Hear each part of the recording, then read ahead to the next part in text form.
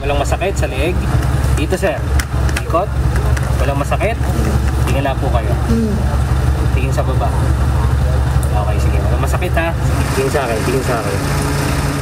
Humingi ng tulong ang isang concerned citizen sa UNTV News and Rescue Team kaugnay sa isang lalaking sugatan matapos itong makipagsuntukan sa Gem Subdivision Parang Marikina City mag-aalauna ng madaling araw kanina, March 13. Ang 30 anyos na lalaki ay nahihirapang huminga.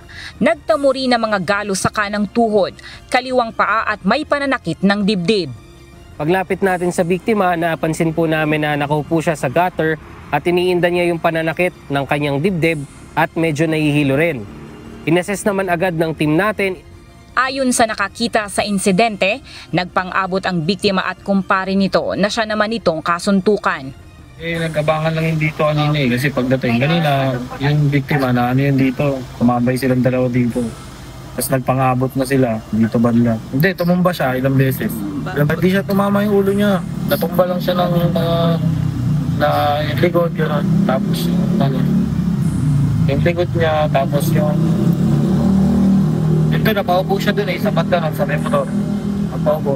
Tapos yung banda na rito, dito na siya natumba. Pero yung tumba niya, pag ganito. Pag ganun. Yung muna yung ganito lang. Pero hindi naman tumama yung ulo niya. Dinala ang pasyente sa Amang Rodriguez Medical Center.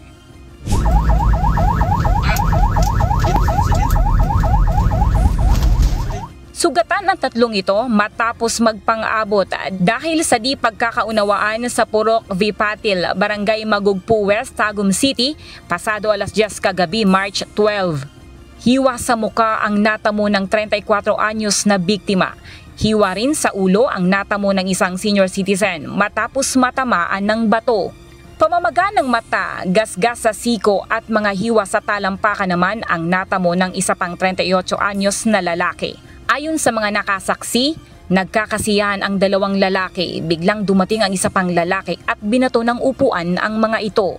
Dinala ang dalawa sa Davao Regional Medical Center habang ang isa ay tumanggi ng magpadala pa sa ospital.